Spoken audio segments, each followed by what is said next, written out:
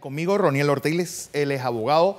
Oye, varios temas, Roniel. Primero, demanda contra Carlos Vallarino. Bueno, esa fue una demanda que pusimos, el licenciado Fanor Espinosa y mi persona, por el cambio que se hizo con relación a la ley. A la llamada ley Banismo. A la ley Banismo, exactamente. No solamente fue Banismo, Fernando. Después de Banismo se vinieron muchos bancos. La plata que el Estado dejó de percibir fue el 20% de cada una de esas transacciones. Estamos hablando de muchísima plata. Sí. Por eso que denominamos al final de la querella que este es el atraco más grande que se le ha hecho al fisco panameño. Y los personajes estos están tranquilos, felices de la vida y nadie investiga absolutamente nada. Además de Carlos Vallarino, que era ministro de Economía y Finanzas, ¿contra quién más fue esa demanda? Directamente contra él, porque él era el que debió haber cuidado de que eso no procediera de esa manera. Se bajó del 30% al 10%. O sea, él debió haber cuidado que el Estado o los impuestos se pagaran como debía ser. ¿Y no puso ninguna renta sustitutiva? Absolutamente ninguna renta sustitutiva. No se puso absolutamente nada. Que era un deber de él en ese. ¿Y esto qué acarrea? A ver. Esto acarrea que el Ministerio Público tiene que amarrarse los pantalones y, si estamos en un Estado democrático, hacer una investigación coherente, apegada a derecho y que caiga la cabeza que tenga que caer. Otro caso pendiente es Yasmina Pimentel, exministra de Vivienda. Ahora, fuiste al Ministerio Público y no hay demanda contra ella. No, pasa lo siguiente. En ese caso en particular es un caso denominado piso y techo. Ajá. El piso y techo tiene su historia. Es un caso que inicia por un convenio que firma Carlos Dubois como ministro, con Giacomo Tamburelli, que tenía un espacio de tiempo de 5 años. Okay. Durante el tiempo que se firma el convenio Miviot, FIS en aquel entonces, eso quedó como una regla de que el programa se tenía que realizar. Ahí pasaron varios ministros.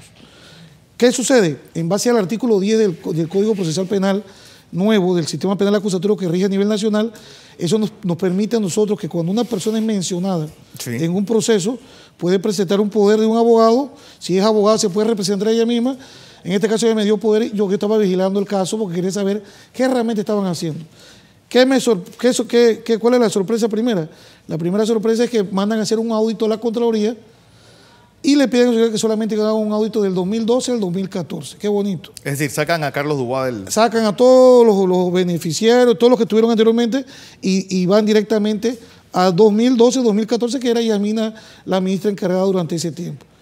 Esta es una investigación sesgada y selectiva, que lo hemos venido manifestando desde hace bastante tiempo con otros casos en los que hemos estado, y que la procuradora, el secretario general y personajes de este gobierno han estado involucrados en ese tema. Mira, yo voy a aportar información que he recabado durante todo este tiempo, donde los beneficiarios de esos programas y de lo que no se quiere saber es que habían diputados arnulfistas. ¿Cómo quién? Apareció José Isabel Blandón, aparece en un listado de beneficiarios de programas PAN, Miviot, que iban a personas que eran de su circuito. Entonces, si aquí o todo el mundo está preso, Fernando, o todo el mundo está libre. Aquí no podemos estar y que este sí y a este no, a este en una cárcel y a otro en una oficina. Eso es totalmente injusto y va totalmente fuera de la ley. El señor Guardia, cuando declaró, él señaló quiénes eran las personas que se beneficiaron con él en el programa Piso y Techo. Entonces, mencionó a Abraham William, al asistente de él, mencionó a Marciaga, mencionó una serie de personas que él mismo manifiesta cómo él le tocaba un 10% y de su 10% él le pagaba a Abraham William otra plata. Sin embargo, hasta el momento, el Ministerio Público no ha hecho una sola gestión para determinar o jalar a esas personas al proceso y que vengan a dar explicaciones. Entonces yo he visto la maniobra que vienen haciendo porque yo trabajé 14 años ahí y yo conozco esto. Ya yo sabía cuál era la medicina que se venía a dar. Así que yo preferí presentar un habeas corpus preventivo para evitar una detención preventiva hasta tanto nosotros podamos llevar a cabo una práctica de una diligencia que es repreguntarle a Guardia Jaén. Guardia Jaén dijo varias cosas y que no ha pegado mentiras.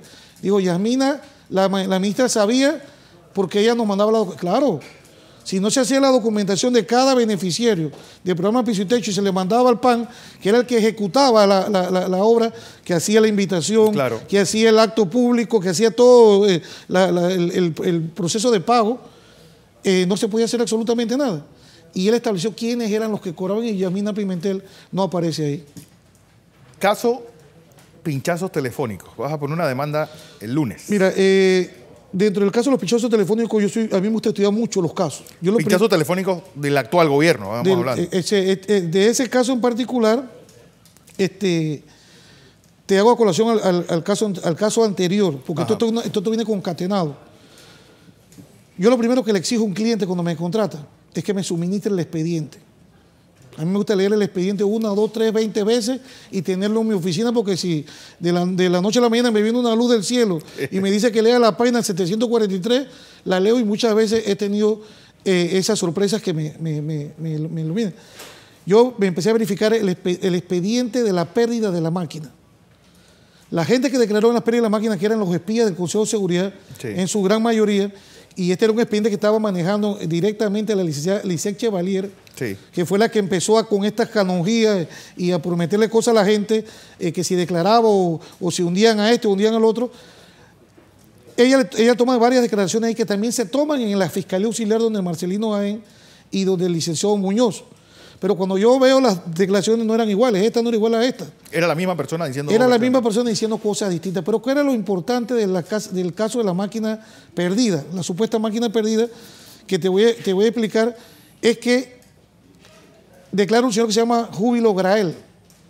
Júbilo Grael dice algo muy importante entre líneas y está establecido en 2 respuestas específicas. Le preguntan, ¿cuándo fue la última vez que usted vio a Ronnie Rodríguez y a William Pitti? Bueno, la última vez que yo lo vi fueron 3 semanas antes de que el comandante López asumiera el puesto de director del Consejo de Seguridad. En la transición. O sea, en la transición. ¿Y cuándo fue la última vez que usted vio a Ismael Pitit alias Brad? Brad es el dueño del correo, Brad, donde están los 150 pinchazos con los que se están jugando injustamente un montón de personas, selectivamente, y resulta ser que dice el señor en su respuesta: la última vez que yo vi a Ismael Pitit fue el día que el presidente de la República, Juan Carlos Varela, se presentó al edificio 150 del Consejo. Esta es una intromisión del presidente de la República en ese órgano del Estado donde no debería estar. Y mucho menos armando expedientes, porque a partir de ese momento se pierde Brad. Y Brad aparece ahora en Estados Unidos nombrado en Washington. Con $10,000 de viático, siendo un cabo de la policía, cuando eso es un puesto que le corresponde a los comisionados que tienen 25, 26, 20, 30 años trabajando en la policía, que generalmente se le manda para cursos y capacitaciones o asesoramientos. Entonces, estas son las cosas. En base a eso, y en base a otra información que se manifestó por parte de otra espía que declaró ahí, que manifestó que a los dirigentes sindicales del Suntrac y demás personas se les estaba dando vigilancia y seguimiento. En base a esas informaciones que están en los medios de comunicación y las declaraciones que estamos autenticándoles el día de hoy, vamos a presentar unas querellas penales contra el director del Consejo de Seguridad, el ministro de la Presidencia y contra el presidente de la República, toda vez que está mencionado en esas investigaciones. El presidente Pérez Valladares incluso, le ha dado una entrevista a la Estrella de Panamá, creo que fue, donde dice: el presidente Varela siempre tuvo conciencia de todos los pinchazos que se hicieron tanto en el gobierno anterior como en este. Dentro de los documentos que se encuentran en la Fiscalía, que ahora están en el juzgado, que hablan de los 150 pinchazos, ahí hay correos electrónicos de pinchazos donde se le está poniendo en conocimiento al presidente de lo que se estaba dando. Por eso es que tú tienes que ver que en esta investigación no se toca al que hizo toda la trama de comprar máquinas, que fue el exministro Papadimitri. Aquí hay un montón de gente que están mencionados en la investigación, están mencionados en la auditoría de la Contraloría, y esas personas la Fiscalía no los tocó. Nosotros nos asombramos cuando vimos a un presidente de la República en una diligencia en la Fiscalía, en un cuchitril asignado a la Fiscalía de Crimen Organizado, donde solamente había el fiscal adjunto, una secretaria y un investigador. Eso, un presidente se da el tupé, y la ley lo establece, que contesta o da las respuestas a través de cuestionarios. Entonces acá vemos que él se fue directamente allá y me llamó poderosamente la atención, porque ese día yo estaba en la cárcel. y ese día yo tenía una diligencia en ese despacho. Y el delegado me llamó de su celular para decirme que mis copias no estaban listas y que fuera otro día. Pero era porque tenía todo un plan armado. Oye, David Murcia Guzmán, pronto empieza ese juicio, ¿no? Bueno, ese caso está pendiente de una notificación.